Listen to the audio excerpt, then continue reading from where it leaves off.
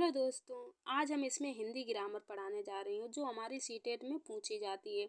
जो हमारी सीटेट में अनसीन पैसेज जो गद्यांश पद्यांश से पूछी जाती हैं तो उसमें उसी में हमारी ग्रामर भी पूछ ली जाती है। तो उसमें हमारी जो ग्रामर के टॉपिक आते हैं वो इस वीडियो में हम सब कंप्लीट कराने वाले हूँ। अगर आप इस वीडियो को देख लेते हैं तो आपको अगल से कहीं से ग्रामर पढ़ने की कोई ज़रूरत नहीं पड़ेगी। तो उसी से हमारी ग्रामर पूछी जो 7-8 नंबर की आती है अनसीन पैसेज में ही। तो इसमें हमारे जो भी टॉपिक रहने वाले हैं तो जो भी टॉपिक उसमें पूछे जाते हैं तो वो सारे टॉपिक हम इस वीडियो में कंप्लीट कराने जा रही हूँ। तो आप इस वीडियो को अगर देख लेते हैं तो आपकी सारी ग्रामर कंप्लीट हो जाएगी, अच्छे से आप समझ जाओगे और आपको ग्रामर पढ़ने की कहीं से ज़रूरत भी नहीं पड़ेगी। तो देखते हैं इसमें हमारा पहला टॉपिक जो है उपसर्ग। उपसर्ग वे शब्दांश होते हैं जो किसी शब्द से पहले जुड़ते क्या होते हैं उपसर्ग? जो किसी मूल शब्द से पहले जुड़ते हैं उनके अर्थ में बदलाव ला देते हैं, उन्हीं को हम क्या उपसर्ग कहते हैं। जैसे उदाहरण के तौर पे हम समझ सकते हैं परा दिया है तो उसमें अगर हमने जय जोड़ दिया तो क्या हो गया, उसके अर्थ में बदलाव ला गया। तो क्या हो गया, पराजय, अति, अधि, उप, प्रिय, प्रति। ये आदि हमारे शब्द क्या होते हैं, किसी अर्थ के पहले ही, किसी मूल अर्थ शब्द के पहले ही जुड़े होते हैं, तो इन्हें हम क्या कहते हैं, उपसर्ग। प्रत्यय क्या है? प्रत्यय ऐसे शब्द होते हैं जो किसी भी शब्दांग सार्थक मूल शब्द के अंत में जो किसी क्या होते हैं, किसी सार्थक शब्द के मूल शब्द के क्या होते हैं, लास्ट में बाद में जुड़े होते हैं, उन्हीं को हम क्या कहते हैं, प्रत्यय कहते हैं। ये भाव बदल देते हैं, उनके अर्थ को बदल देते हैं। जैसे सफल हुआ हमारा, उदाहरण के तौर पे हम समझ सकते हैं सफल है तो इसमें हमने ता जोड़ दिया तो क्या हो गया, सफलता, इसके अर्थ में बदलाव आ गया। तो इसमें क्या होता है, प्रत्यय में हमारा बाद में जोड़ा जाता है, उपसर्ग में हमारा पहला मूल शब्द जोड़ा जाता है और प्रत्यय में लास्ट में। तो हम ये समझ सकते हैं। तो इसके हमारे ई हुआ, इक हुआ, इत हुआ, अकड़ हुआ, दया हुआ आदि, ये हमारे बाद लास्ट में जोड़े जाते हैं। शब्द जिनमें उपसर्ग और प्रत्यय दोनों, ऐसे शब्द भी होते हैं जिनमें प्रत्यय भी दिया होता है, उपसर्ग भी दिया होता है। वो क्या होते हैं, जैसे अपमानित, अपमानित है, इसमें उपसर्ग भी दिया है और प्रत्यय भी दिया हो। तो हम देखते हैं समास। दूसरा टॉपिक तीसरा देखते हैं हमारा है समास।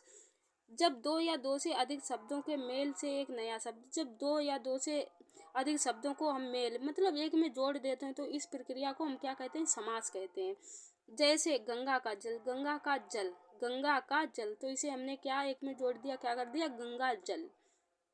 जो समास होते हैं इनके प्रकार होते हैं, ये 6 प्रकार के होते हैं। अव्ययभाव समास, जिन शब्दों के प्रारंभ में उपसर्ग लगा हो उसे अव्ययभाव समास कहते हैं। इसमें पूर्व या पहला पद प्रधान होता है, वह अव्ययभाव होता है। जैसे था, नीर, आ, अनु, प्रिया, प्रति, प्रतिदिन और भरपेट, ये हमारे क्या होते हैं, अव्ययभाव के समास। इसमें क्या उपसर्ग जुड़ा होता है, इसमें उपसर्ग जुड़ा होता है, क्या होते हैं, अव्ययभाव समास।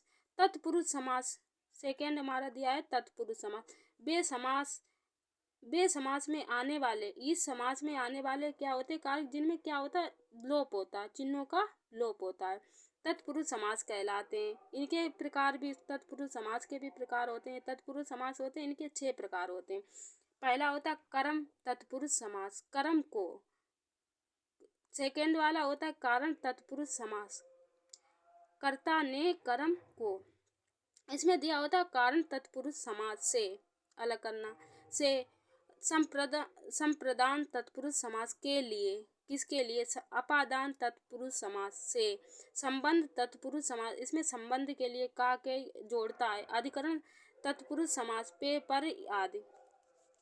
और हमारा इसमें हुआ द्विगुरु समास, जिस समास में पहला शब्द संख्या आए वहाँ हमेशा द्विगुरु समास कहलाता है। जैसे त्रिलोक, सप्ताह, इसमें क्या होते हैं, संख्याएं आती हैं तो इन्हें हम क्या कहते हैं, त्रिलोक। सप्ताह हुआ तो इसमें क्या संख्याएं आ रही, तो क्या हुआ, हमारा द्विगुरु समास हुआ। द्वंद्व समास के बारे में हम पढ़ते हैं, जिस समास में दोनों पद प्रधान, ऐसा समास जिसमें दोनों पद क्या होते हैं, प्रधान होते हैं, द्वंद्व समास कहलाता है। जैसे इस समास के विग्रह में शब्दों के बीच योजक चिन्ह हटा देते हैं, हटाकर, जैसे योजक चिन्ह लगाते तो इसे हटाकर कैसे, रात दिन हो जाता, सुख दुख हो जाता, आगे पीछे हो जाता है। बहुब्रीहि समास जो हमारा 5वां है, बहुब्रीहि समास, ऐसे शब्दों को का मेल जिनमें 2 पद प्रधान ना हो, अर्थात संयुक्त प्रयुक्त शब्द स्वयं प्रधान ना रहकर किसी तीसरे शब्द की ओर संकेत करे। इसमें क्या होता है किसी तीसरे शब्द की ओर संकेत करे, दोनों शब्दों में मिलाकर एक विशेष संज्ञा का अर्थ दे, तो उसे बहुब्रीहि समास कहते हैं। जैसे हम समझ सकते हैं, उदाहरण के तौर पर पीतम्बर, पीतम्बर, पीतम्बर महापुरुष। इसमें बहुब्रीहि समास क्या होता है? इसमें हमारे पीतम्बर महापुरुष, इसमें क्या बहु पीतम्बर दिया है, महापुरुष दिया है, तो ये हमारा कौन सा हुआ? बहुब्रीहि समास। कर्मधारय समास, इस समास का उत्तर पद प्रधान होता है। जिस समास का क्या होता है? उत्तर पद प्रधान होता है, उसे विग्रह कहते हैं। विग्रह समास दोनों पदों के बीच में ए के समान है, जो से किसी के लिए, तो इसमें क्या? कमल नयन, कमल के समान नयन। नीलकंठ, जिसमें क्या दिया हो? के समान दिया हो, हे दिया हो, जो दिया हो, वो हमारा क्या कहलाएगा? कर्मधारय समास। जिसको तोड़ने पे हमें क्या, जैसे कमल नयन, कमल के समान नयन। नीलकंठ, नीला है जो कंठ, इसमें जो दिया है, तो हमारे क्या हुआ? कर्मधारय समास हुए। इसमें हम संज्ञा देखते हैं। संज्ञा के प्रकार, अर्थ की दृष्टि से संज्ञा 5 प्रकार की होती है। व्यक्तिवाचक संज्ञा, जो किसी व्यक्ति, वस्तु या स्थान का बोध कराए, जैसे राम दिल्ली गया। गंगा, जैसे व्यक्ति, वस्तु या स्थान का बोध कराती, उसी को हम क्या कहते हैं? व्यक्तिवाचक संज्ञा कहते हैं। जातिवाचक संज्ञा क्या होती? जो एक ही प्रकार की वस्तुओं का बोध कराए, जैसे नदी हुई, लड़का हुई, मतलब एक ही प्रकार की संज्ञा का बोध करा रही, तो उसे हम क्या कहते हैं? जातिवाचक संज्ञा। द्रव्यवाचक संज्ञा क्या हुई? जिस संज्ञा शब्द से उस पदार्थ का बोध होता है जिसमें कोई वस्तु बनती है, जैसे लोहा हुआ, सोना हुआ, चांदी, धुआं, पानी आदि। समूहवाचक संज्ञा क्या हुआ? ग्रुप, जो संज्ञा शब्द समूह के वाचक को बताए, जैसे परिवार, टीम, सेना आदि। ये क्या हुआ? समूहवाचक संज्ञा हुई। भावनात्मक संज्ञा, भाव, गुण आदि को बताने, जो हमारी भावनाओं को बताती है, उसे क्या कहते हैं? किसी भावना को, तो जैसे क्रोध हुआ, मिठास हुई आदि, ये क्या होती है? भावनात्मक संज्ञा हुई। सर्वनाम, प्रोनाउन क्या हुए? हमारे संज्ञा की जगह आने वाले शब्दों को सर्वनाम कहते हैं। जैसे संज्ञा की जगह पे हम प्रोनाउन को प्रयोग करते हैं, जैसे मैं, तुम, आप, हम, वे आदि, क्या हुए? ये सर्वनाम हुए। सर्वनाम के 6 प्रकार होते हैं। निजवाचक सर्वनाम, जो निजवाचक सर्वनाम होते हैं, क्या?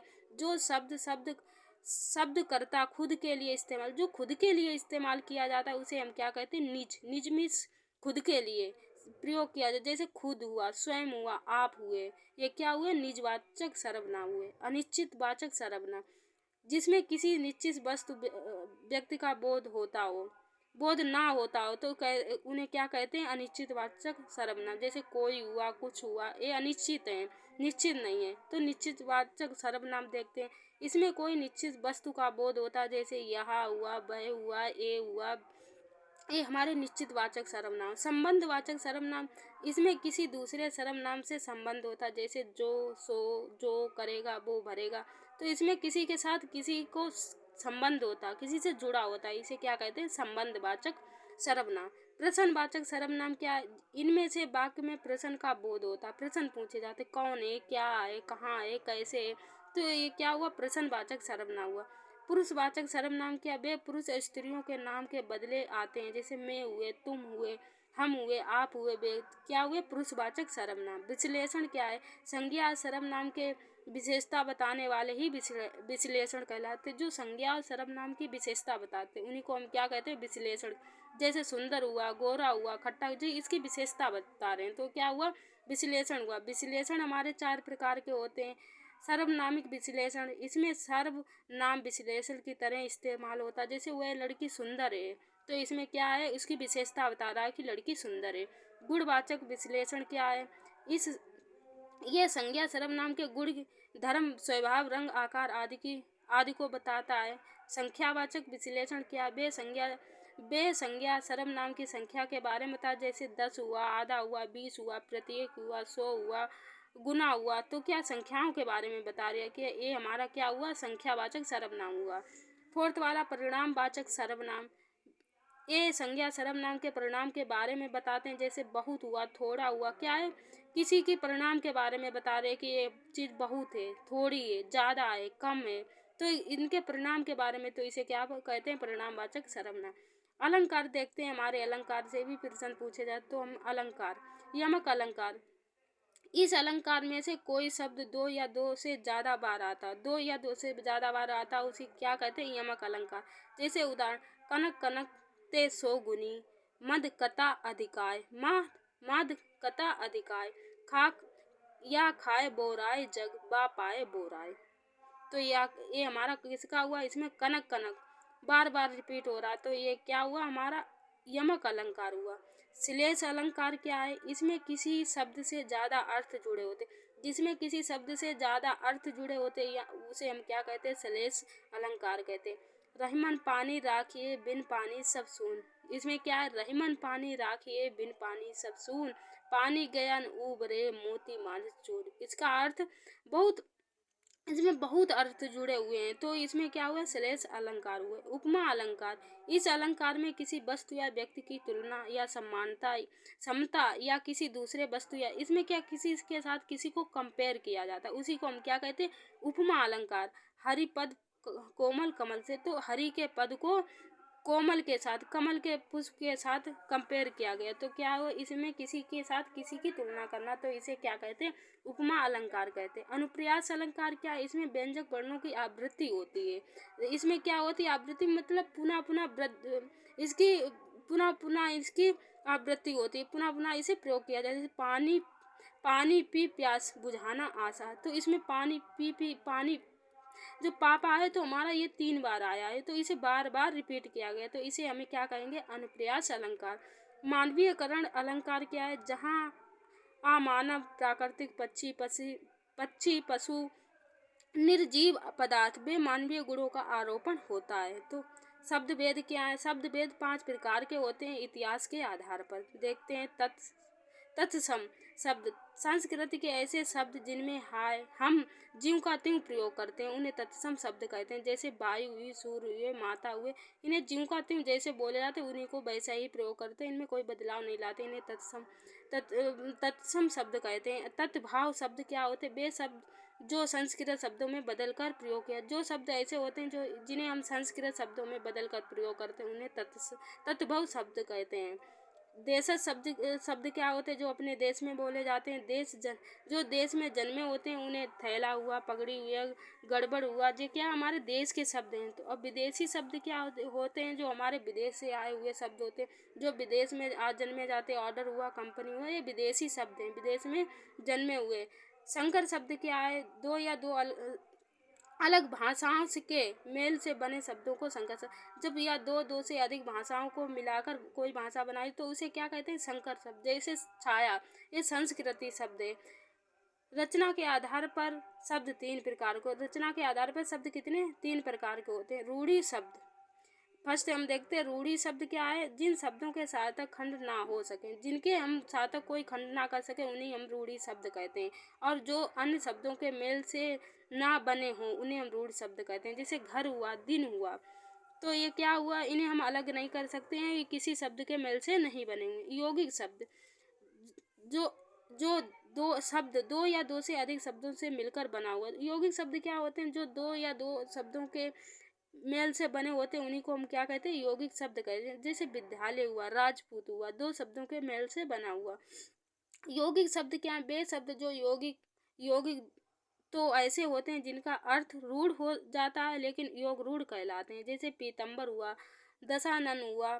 संधि क्या है? अब हम इसमें संधि के बारे में पढ़ते हैं। 2 या 2 वर्णों के अक्षरों के मेल को संधि कहते हैं। जिसमें 2 अक्षरों के मेल को जोड़े जाते हैं तो उन्हीं को हम संधि कहते हैं। 2 वर्णों के पास पास आते हैं या मिलते हैं, उसमें से परिवर्तन हो जाते हैं, ये परिवर्तन वाला मेल ही संधि कहलाता है। जैसे हम संधि देखते हैं, संधि 3 प्रकार की होती है। स्वर संधि, जब हम स्वर संधि सात स्वर का मेल होता है तब जो परिवर्तन होता है उसी को हम स्वर संधि कहते हैं। स्वर संधि हमारी 5 प्रकार की होती है। दीर्घ संधि, अगर किसी शब्द में बड़ी मात्रा में आ, ई, उ आए तो वहाँ पे दीर्घ संधि होती है। जैसे रविंद्र हुआ, मानुदाय हुआ, विद्यालय हुआ, जिसमें हमें क्या बड़ी मात्रा की जरूरत पड़ती है, उसी को क्या कहते हैं? दीर्घ। दीर्घ मीन्स बड़ा हुआ, तो इसमें क्या बड़ी मात्रा की भी जरूरत पड़ती है। गुण संधि, अगर किसी शब्द में सिर्फ ओ की मात्रा आए, ए और ओ की एक मात्रा आए, जिसमें ए की मात्रा हो, ओ की मात्रा हो, उस शब्द को हम क्या कहते हैं? गुण संधि कहते हैं। नरेंद्र हुआ, परोपकार हुआ, वृद्धि संधि क्या होता है? अगर किसी शब्द में दो मात्राएं आए, वृद्धि जिसमें वृद्धि हो रही हो, तो उसमें क्या होती है हमारी वृद्धि शब्द। इसमें दो मात्राओं की, जो सदैव, इसमें दो मात्राएं लगी तो ये हमारी कौन सी संधि हुई? वृद्धि संधि।